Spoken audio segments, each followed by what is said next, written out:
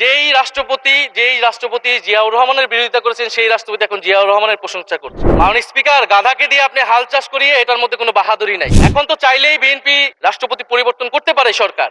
যেই রাষ্ট্রপতি অপসারণ প্রয়োজন তাকে গ্রেফতার করা প্রয়োজন। এই রাষ্ট্রপতির আর কোনো অধিকার নেই বঙ্গভবনে থাকার, এইখানে এসে বক্তব্য দেওয়ার। প্রেসিডেন্ট শাহাবুদ্দিন চুপ্পু তার কিছু কুকীর্তির কথা মাননীয় স্পিকার হাউসের সামনে তুলে ধরছি। তিনি দুদকের কমিশনার ছিলেন। তাকে দুদকের কমিশনার করা হয়েছিল 3টি অ্যাসাইনমেন্ট দিয়ে। 1 নম্বর হচ্ছে খালেদা জিয়া এবং তারেক রহমানের বিরুদ্ধে দুর্নীতির অভিযোগের শাস্তি নিশ্চিত করা।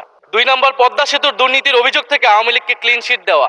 3 নম্বর ফখরুদ্দিন মঈনুদ্দিন সরকারের সময় শেখ হাসিনা সহ আওয়ামী লীগ নেতাদের বিরুদ্ধে হওয়া দুর্নীতির মামলাগুলোকে বাতিল করে দেওয়া। এমন একজন ব্যক্তিকে বিএনপি সরকার রাষ্ট্রপতি হিসেবে এখনো মেনে নিচ্ছে মাননীয় স্পিকার।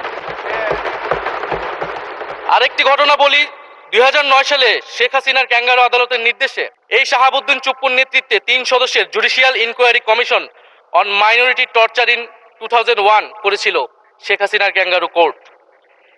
এই প্রতিবেদন অনুসারে বিএনপির 26,000 বিএনপির নেতাকর্মীকে 2001 সালে ক্ষমতায় এসে কয়েক হাজার হিন্দুকে তারা হত্যা করেছে, এজন্য দায়ী করা হয়েছিল মাননীয় স্পিকার।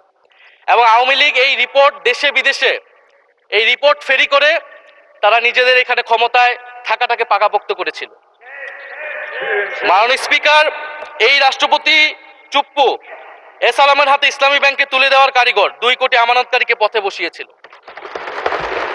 এবং জুলাই গণহত্যার সময় তার ভূমিকা, ফ্যাসিবাদের সাথে তার সংশ্লিষ্টতা সবকিছু আমরা জানি।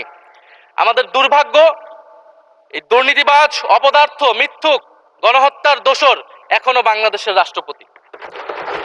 একটা আলোচনা কয়েকবার এসেছে যে রাষ্ট্রপতির অধীনে কেন শপথ নিয়েছি আমরা বলতে এখানে ব্যক্তিগতভাবে আমার কথাই বলেছে, কারণ আমি এখানে শপথ নিয়েছিলাম। তো মাননীয় স্পিকার, সেই সময় প্রেক্ষাপট আর এখনকার প্রেক্ষাপট কি এক? জুলাই গণ অভ্যুত্থানের পরে 5ই আগস্টের পরে আমাদের সামনে 2টা অপশন ছিল। আমরা বলেছিলাম জাতীয় সরকার করতে হবে, সেই জাতীয় সরকারের প্রস্তাব বিএনপি নাকচ করে দিয়েছে। আমাদের সামনে আরেকটা অপশন ছিল ক্ষমতা আর্মির হাতে তুলে দেওয়া। যদি আমরা সেই দিকে আগাতাম আজকে তারা এখানে বসতে পারতেন কিনা মাননীয় স্পিকার সেটা সন্দেহ আছে।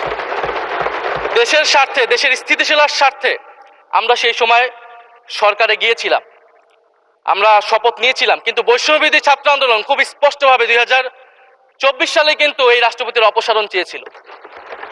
সেই সময় সাংবিধানিক ধারাবাহিকতার কথা বলে রাষ্ট্রপতির পক্ষে অবস্থান নিয়েছিল বিএনপির মহাসচিব মির্জা ফখরুল আলমগীর সাহেব, তিনি নিজেই কথা বলেছিলেন। ফলে এখন তো একটা নির্বাচিত সরকার মাননীয় স্পিকার, এখন তো চাইলেই বিএনপি রাষ্ট্রপতি পরিবর্তন করতে পারে সরকার।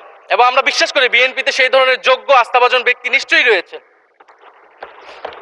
এবং সরকার দলের সদস্যরা অনেকে গৌরবের সাথে বলেছেন যে যেই রাষ্ট্রপতি জিয়াউর রহমানের বিরোধিতা করেছেন সেই রাষ্ট্রপতি এখন জিয়াউর রহমানের প্রশংসা করছে।